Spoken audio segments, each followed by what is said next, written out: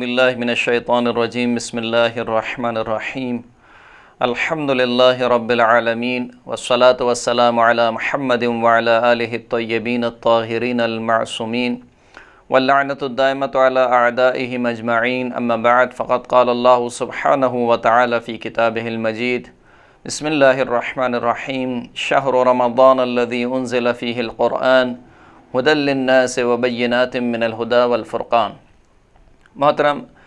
ناظرین کرام، قرآن مجید کے 90 پارے کا خلاصہ پیش خدمت ہے۔ قرآن مجید کے 90 پارے میں سورہ مبارکہ اعراف کی 88ویں آیت سے لے کر 206 آیت تک، یعنی سورہ مبارکہ اعراف کے اختتام تک یہ آیتیں 90 پارے میں شامل ہیں، اور اس کے علاوہ سورہ مبارکہ انفال کی 40 آیتیں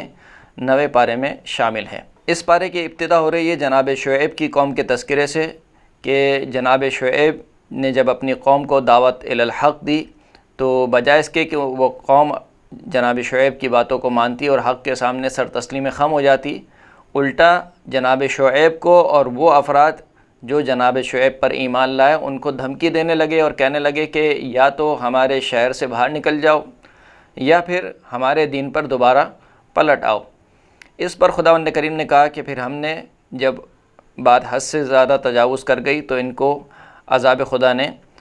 گھیر لیا، جس کا تذکرہ ہوا۔ خداوند کریم نے اشار فرمایا فَأَخَذَتْهُمُ الرَّجْفَةُ فَأَصْبَحُوا فِي دَارِهِمْ جَاثِمِينَ، پس ایک شدید قسم کے زلزلے نے ان کو گھیر لیا، ان کو اپنی لپیٹ میں لے لیا اور وہ اپنے گھروں میں اوندھے پڑے ہوئے مر گئے۔ اس کے بعد خداوند کریم نے قدرتی آفات کی حکمت اور فلسفہ بیان کیا۔ آیت نمبر 94 میں خداوند کریم نے ارشاد فرمایا کہ وَمَا أَرْسَلْنَا فِي قَرْيَةٍ مِّن نَّبِيٍّ إِلَّا أَخَذْنَا أَهْلَهَا بِالْبَأْسَاءِ وَالضَّرَّاءِ لَعَلَّهُمْ يَضَّرَّعُونَ کہ ہم نے کسی بھی بستی میں کسی نبی کو نہیں بھیجا مگر یہ کہ اس بستی والوں کو اللہ نے شدید تکلیف میں اور سختی میں گرفتار کیا۔ اور کیوں شدید تکلیف اور سختی میں گرفتار کیا؟ لعلہم یضرعون کہ شاید وہ اللہ کی بارگاہ میں گڑ گڑائیں اور توبہ کریں اور اللہ کی بارگاہ میں پلٹ آئیں۔ تو ایک حکمت خداوند کریم نے طبعی اور قدرتی آفات کی یہ بیان کی کہ خداوند کریم جب زلزلہ بھیجتا ہے یا مثال کے طور پر آندھی آتی ہے یا طوفان آتا ہے، اس کی ایک حکمت یہ ہے کہ وہ سوئے ہوئے لوگ جو خدا کی ہدایت سے دور ہو چکے ہیں ان کو جھنجھوڑا جائے اور ان کو دوبارہ بیدار کیا جائے اور خدا کی طرف دوبارہ ان کو متوجہ کیا جائے۔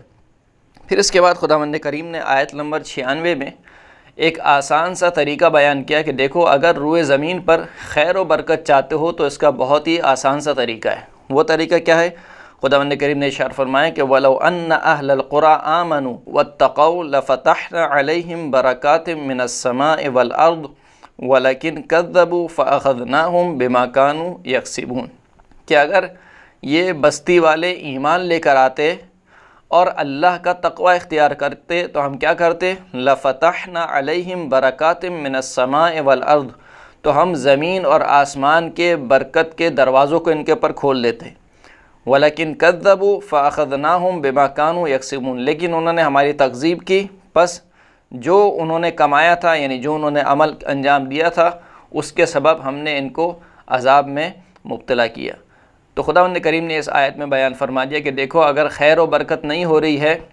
یا مثال کے طور پر مال میں برکت نہیں ہو رہی ہے تو یہ دیکھو کہ تم خدا سے کتنے دور ہو رہے ہو۔ جو شخص بھی خدا سے دور ہوگا اس کی زندگی تنگ ہو جائے گی، اس کی زندگی میں خیر و برکت اڑ جائے گی۔ لہٰذا اگر اپنی زندگی میں خیر و برکت چاہتے ہو تو اللہ سے نزدیک رہو، اللہ کی رسی کو تھامے رکھو۔ اس کے بعد کی آیت میں تقریباً آیت نمبر 102 تک خداوند کریم نے اس بات کو بیان کیا کہ اللہ کی سنت یہ رہی ہے کہ جب بھی کسی قوم نے سرکشی کی اور حد سے زیادہ تجاوز کیا اور انبیاء کی باتوں کو ٹھکرا دیا، انبیاء کی باتوں کو نہیں مانا اور حق کے سامنے سر تسلیم خم نہیں ہوئے تو ہم نے اس قوم کو عذاب میں مبتلا کیا۔ پھر اس کے بعد آیات کا ایک طویل سلسلہ ہے، تقریباً آیت نمبر 103 سے لے کر آیت نمبر 174 تک، جس میں خداوند کریم نے جناب موسیٰ علیہ السلام اور فرعون کا تذکرہ کیا کہ جب فرعون کے دربار میں جناب موسیٰ اور جناب ہارون گئے اور ان کو دعوت دی حق کی طرف، تو فرعون کہنے لگا کہ اگر تم سچے ہو تو کوئی نشانی دکھاؤ۔ تو اس وقت دربار میں جناب موسیٰ نے 2 معجزے دکھائے۔ ایک عصا کا معجزہ دکھایا کہ عصا کو زمین پر پھینکا تو اژدہا بن گیا، اور دوسرا معجزہ ید بیضا کا تھا، یعنی نورانی ہاتھ کا۔ جب یہ معجزہ دیکھا تو کہا کہ تم تو مجھے جادوگر لگتے ہو، لہٰذا وہ پورا واقعہ ہوا کہ تمام جادوگروں کو بلایا اور کہا کہ میں تمہیں اچھا انعام دوں گا اور تم میرے مقربین میں سے ہوگے اگر تم نے موسیٰ پر فتح حاصل کر لی۔ پھر اس کے بعد ایک میدان سجا اور دونوں کے درمیان وقت مقرر ہوا کہ فلاں دن اور فلاں وقت پر جناب موسیٰ بھی اور جادوگر بھی حاضر ہوں گے، تمام جادوگروں کو جمع کیا گیا۔ پھر اس کے بعد پورا وہ واقعہ پیش آیا جو آپ سنتے رہتے ہیں کہ جادوگروں نے اپنی رسیاں پھینکیں، وہ سانپ دکھائی دیں، اور جناب موسیٰ نے اپنا عصا پھینکا، وہ اژدہا بنا، اس نے تمام کی تمام ان سانپوں کو، ان رسیوں کو نگل گیا۔ یہ معجزہ دیکھ کر وہ جو جادوگر تھے وہ فوراً سے سجدے میں گر گئے اور کہنے لگے کہ ہم رب العالمین پر ایمان لائے اور موسیٰ اور ہارون کے رب پر ایمان لائے فوراً سے۔ یہ سارا منظر دیکھ کر ایک مرتبہ فرعون سیخپا ہو گیا اور کہنے لگا کہ تم میری اجازت سے پہلے تم ایمان لے آئے۔ گویا فرعون یہ سمجھتا تھا کہ ایمان اس کی اجازت سے لایا جاتا ہے، لیکن وہ جادوگر تھے اور وہ سمجھ رہے تھے کہ ہم نے جو دکھایا ہے وہ جادو ہے، لیکن جناب موسیٰ نے جو دکھایا ہے وہ جادو نہیں ہے بلکہ اللہ کا معجزہ ہے۔ اس وجہ سے وہ فوراً سے ایمان لے آئے۔ فرعون نے کہا کہ تم نے جو ہے وہ میری مخالفت کی ہے، لہٰذا میں تمہیں تمہارے ہاتھ کو اور تمہارے پیر کو مخالف سمت سے کاٹ دوں گا، یعنی مثال کے طور پر سیدھا ہاتھ تو الٹا پیر کاٹوں گا، یا الٹا ہاتھ تو سیدھا پیر کاٹوں گا۔ اور وہ جادوگر ایمان میں اتنے پکے تھے کہ کہا کہ نہیں، ہم تو ایمان لے کر آ چکے ہیں، اب تمہیں جو کرنا ہے کرو۔ پھر اس کے بعد کی آیت میں خداوند کریم نے تذکرہ کیا کہ کس طریقے سے جناب موسیٰ کی قوم کو خداوند کریم نے فرعون کے ظلم و ستم سے نجات دی،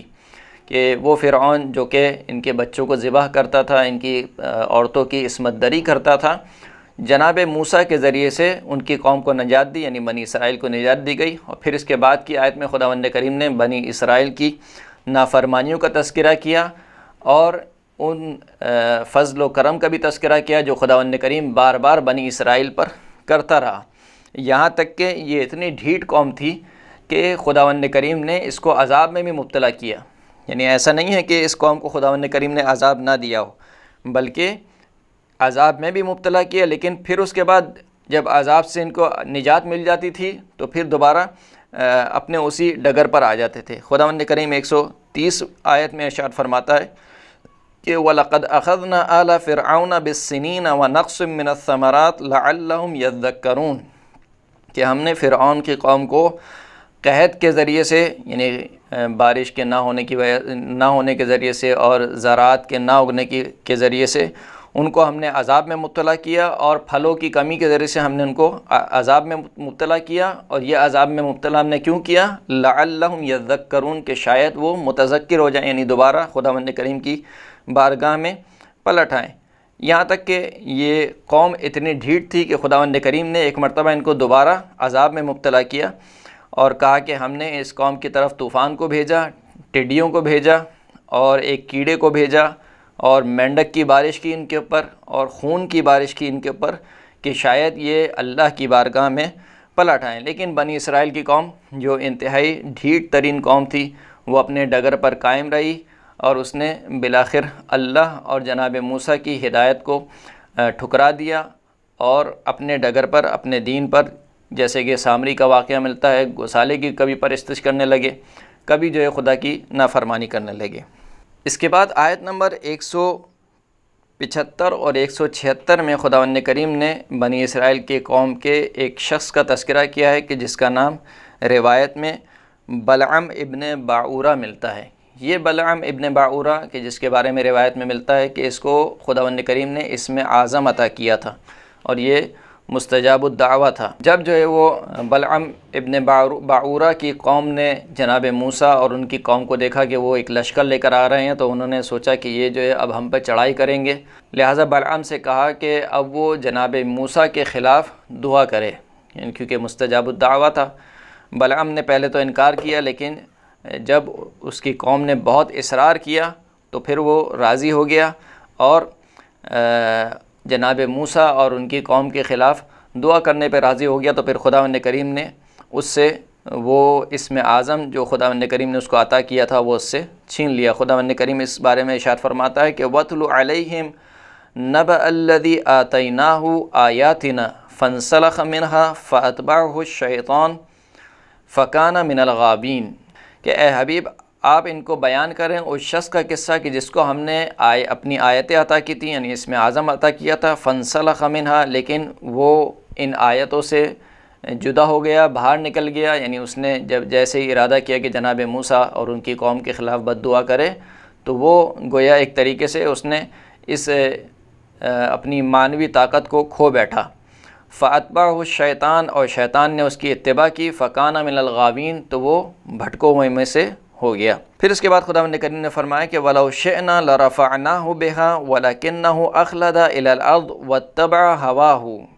خداوند کریم فرماتا ہے کہ اگر ہم چاہتے تو اس کے درجات کو مزید بلند کر سکتے تھے، لیکن کیا کریں کہ وہ دنیاوی زندگی کی طرف مائل ہو گیا، یعنی چند پیسوں کی خاطر اور دنیا کی خاطر اس نے اپنا یہ مقام جو کہ خداوند کریم نے اس کو دیا تھا کہ مستجاب الدعوہ تھا، اس درجے کو نہ صرف اس درجے کو کھو دیا بلکہ اس کے بعد والے درجے پہ جو خداوند کریم کہہ رہا ہے کہ ہم اس کے درجات کو بلند کر سکتے تھے، ان درجات کو بھی اس نے کھو دیا۔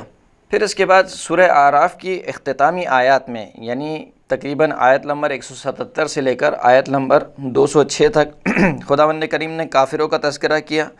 کہ ہم نے ان کو مہلت دے رکھی ہے، اور یہ نہ سمجھیں کہ جو ہم نے ان کو مہلت دے رکھی ہے تو گویا خدا ان سے راضی ہے، بلکہ ہم نے مہلت اس وجہ سے دے رکھی ہے کہ یہ مزید اور گناہ کر لیں یہاں تک کہ ان کا نامہ اعمال گناہ سے بھر جائے اور پھر ایک دم سے خدا کا عذاب ان کو گھیر لے۔ پھر اس کے بعد خداوند کریم نے ذکر کیا کہ قیامت کا علم فقط اور فقط خداوند کریم کے پاس ہے، کسی کو اس کا علم نہیں ہے۔ اور پھر اس کے بعد خداوند کریم نے توحید پر گفتگو کی، بالخصوص توحید در مالکیت، یعنی اگر اس کائنات کا، پوری کائنات کا کوئی مالک ہے حقیقی طور پر تو فقط اور فقط خداوند کریم ہے۔ اس کو خداوند کریم نے بیان کیا، اس پر دلیلوں کو پیش کیا، اور پھر خداوند کریم نے اپنے حبیب کو حکم دیا کہ وہ شیطان سے اللہ کی پناہ مانگے، اور پھر قرآن مجید کی تلاوت کے بارے میں ایک خاص حکم خداوند کریم نے فرمایا کہ جس کا ذکر ہوا آیت نمبر 204 میں، وَإِذَا قُرِئَ الْقُرْآنُ فَاسْتَمِعُوا لَهُ وَأَنصِتُوا لَعَلَّكُمْ تُرْحَمُونَ کہ جب قرآن پڑھا جائے تو اس کی طرف کان لگا کر سنا کرو اور خاموش رہا کرو۔ یعنی دو حکم دیا اللہ نے کہ جب بھی قرآن کی تلاوت ہو تو ایک مرتبہ تمہارے کان قرآن کی تلاوت پر لگ جانے چاہیے، غور سے قرآن مجید کی تلاوت کو سنو۔ دوسرا حکم یہ ہے کہ خاموش رہا کرو، جب بھی قرآن کی تلاوت ہو رہی ہو تو خاموش رہا کرو۔ یہ ایک اخلاقی حکم ہے کہ جب بھی قرآن کی تلاوت کی جا رہی ہو کان لگا کر تلاوت سنی جائے اور خاموش رہا جائے۔ اور پھر خداوند کریم نے آخر میں اپنے حبیب حضرت محمد مصطفیٰ صلی اللہ علیہ وآلہ وسلم کو حکم دیا کہ صبح و شام اللہ کا ذکر کریں اور غافل افراد میں سے نہ ہوں۔ فرمایا کہ وَاذْكُرْ رَبَّكَ فِي نَفْسِكَ تَضَرُّعًا وَخِيفَةً وَدُونَ الْجَهْرِ مِنَ الْقَوْلِ بِالْغُدُوِّ وَالْآصَالِ وَلَا تَكُن مِّنَ الْغَافِلِينَ اپنے پروردگار کو اپنے نفس میں گڑ گڑا کر اور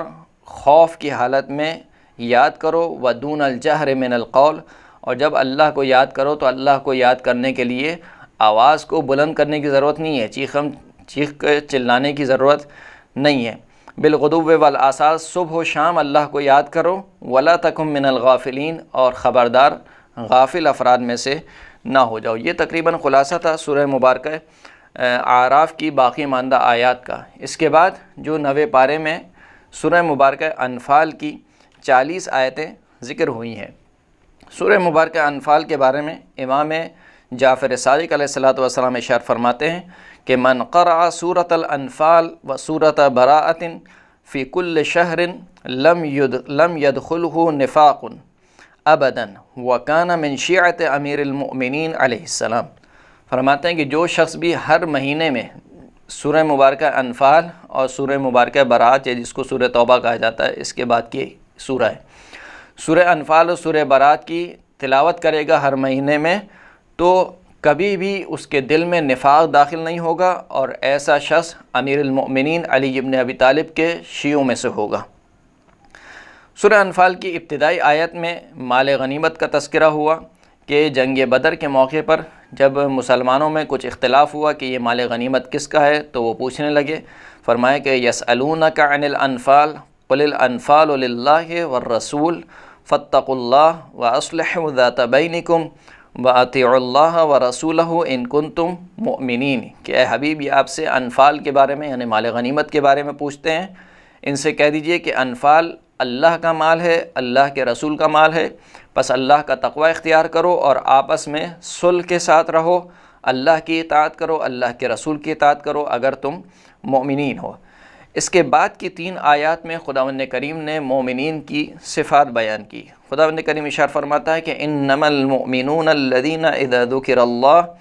وجلت قلوبهم واذا تلیت علیہم آیاتہ زادتہم ایمانا وعلی ربہم یتوکلون کہ مومنین فقط وہ افراد ہیں کہ جب ان کے سامنے اللہ کا ذکر کیا جاتا ہے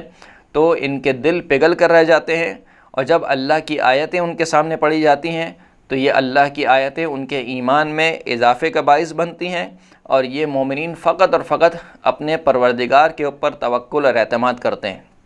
پھر فرمائیں کہ الذین یقیمون الصلاۃ ومما رزقناہم ینفقون مومنین فقط وہ ہیں کہ جو نماز کو قائم کرتے ہیں اور جو کچھ ہم نے ان کو دیا ہے اس میں سے اللہ کی راہ میں انفاق کرتے ہیں۔ اولئک هم المؤمنون حقا خداوند کریم کہہ رہا ہے کہ جن میں یہ صفات ہوں وہی حقیقی طور پر مومنین ہیں۔ لہم درجات عند ربہم ومغفرۃ ورزق کریم ان مومنین کے لیے ان کے پروردگار کے نزدیک درجات ہیں اور مغفرت ہے اور پاک و پاکیزہ رزق ہے۔ اس کے بعد آیت نمبر 5 سے لے کر آیت نمبر 19 تک تقریباً جنگ بدر کے سلسلے میں گفتگو ہوئی اور مسلمانوں کے حوصلوں کو بلند کیا گیا، مسلمانوں کو جنگ کی تشویق دلائی گئی اور ان کو حکم دیا گیا کہ وہ کسی قیمت پر بھی جنگ سے پشت کر کے نہیں بھاگیں گے اور آخری دم تک یعنی خون کے آخری قطرے تک میدان جنگ میں لڑتے رہیں گے۔ اور پھر اس کے بعد رسول اللہ صلی اللہ علیہ وآلہ وسلم کی اطاعت اور ان کی پیروی کرنے کا حکم دیا، اور اس بات کا تذکرہ ہوا کہ دیکھو اللہ اور رسول تمہیں جس چیز کی طرف دعوت دیتے ہیں وہ ایک حیات جاودانی ہے۔ ارشاد ہوا کہ یا ایھا الذین آمنوا استجیبوا للہ وللرسول وَإِذَا دَعَاكُمْ لِمَا يُحْيِيكُمْ وَاعْلَمُوا أَنَّ اللَّهَ يَحُولُ بَيْنَ الْمَرْءِ وَقَلْبِهِ وَأَنَّهُ إِلَيْهِ تُحْشَرُونَ کہ اے ایمان والو جواب دو اللہ کو اور اللہ کے رسول کو، یعنی اللہ اور اللہ کے رسول کی صدا پر لبیک کہو کب؟ اذا دعاکم لما یحییکم جب وہ تمہیں دعوت دیں اس چیز کی طرف جو تمہیں زندگی دے، یعنی خداوند کریم نے فلسفے کو بدل دیا کہ اگر تمہیں جنگ کی طرف بلایا جا رہا ہے اور جنگ میں اگر تمہیں کوئی مثال کے طور پر کوئی قتل ہو جاتا ہے، اپنی جان سے ہاتھ دھو بیٹھتا ہے تو وہ یہ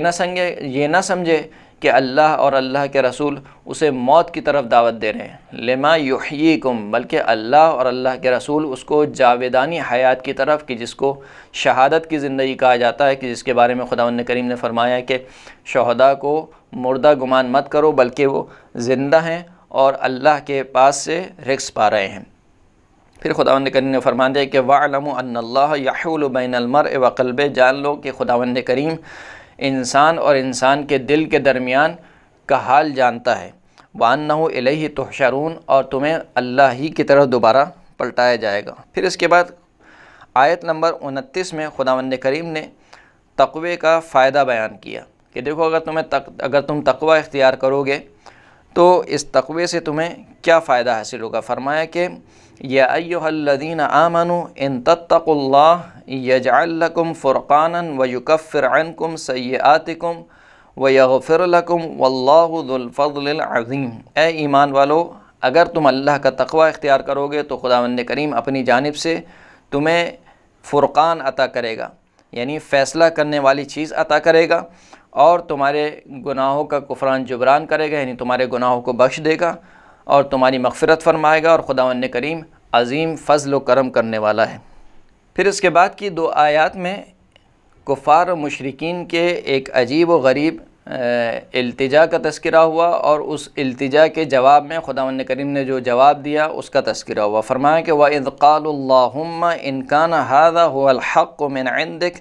فَأَمْطِرْ عَلَيْنَا حِجَارَةً مِنَ السَّمَاءِ أَوْ ائْتِنَا بِعَذَابٍ أَلِيمٍ وہ کہنے لگے کہ اے پروردگار، اگر یہ قرآن تیری جانب سے حق ہے تو بس ہمارے اوپر اپنی جانب سے پتھروں کی بارش برسا دے یا دردناک عذاب کو ہمارے پاس بھیج دے۔ اس کے جواب میں خداوند کریم نے ارشاد فرمایا کہ وَمَا كَانَ اللَّهُ لِيُعَذِّبَهُمْ وَأَنْتَ فِيهِمْ، کہ خداوند کریم ہرگز ان کو عذاب نہیں دے گا جبکہ آپ یعنی حضرت محمد مصطفیٰ صلی اللہ علیہ وآلہ وسلم کہ جن کی ذات گرامی رحمت للعالمین ہے، جب تک آپ کی ذات گرامی ان کے درمیان موجود ہے، آپ کی ذات کی وجہ سے خداوند کریم ان پر عذاب نہیں کرے گا، اور جب آپ چلے جائیں وَمَا كَانَ اللَّهُ مُعَذِّبَهُمْ وَهُمْ يَسْتَغْفِرُونَ، اور جب تک یہ استغفار کرتے رہیں گے خداوند کریم ان کو عذاب میں مبتلا نہیں کرے گا۔ اور آخر کی آیت میں خداوند کریم نے مشرکین کا تذکرہ کیا کہ ان کی جو عبادت ہے خانہ کعبہ کی جانب سوائے سیٹیاں بجانے کے اور تالیاں بجانے کے اور کچھ نہیں ہے، اور یہ کافر اللہ کی راہ میں مال خرچ نہیں کرتے بلکہ برعکس اللہ کی راہ سے روکنے کے لیے اپنے مال کو خرچ کرتے ہیں۔ جنگ بدر کی آیت ہے کہ جب جنگ بدر میں معلوم ہوا کہ رسول اللہ جو ہے وہ جنگ کی تیاری کر رہے ہیں تو مکے والوں نے اپنا مال دینا شروع کیا اس جنگ کے لیے، یعنی مکے کے جو کفار اور مشرکین تھے انہوں نے مال و دولت جمع کرنا شروع کیا اس جنگ کے لیے۔ تو اس کا تذکرہ ہوا کہ یہ کفار اور مشرکین راہ خدا سے ہٹانے کے لیے، راہ خدا سے روکنے کے لیے اپنے مال کو انفاق کرتے ہیں، لیکن ان کا یہ انفاق کرنا خود ان کے اوپر حسرت کا باعث بنے گا۔ اور یوں اس طریقے سے تقریباً اس پارے کا اختتام ہوا۔ وآخر الدعوانا ان الحمد للہ رب العالمین۔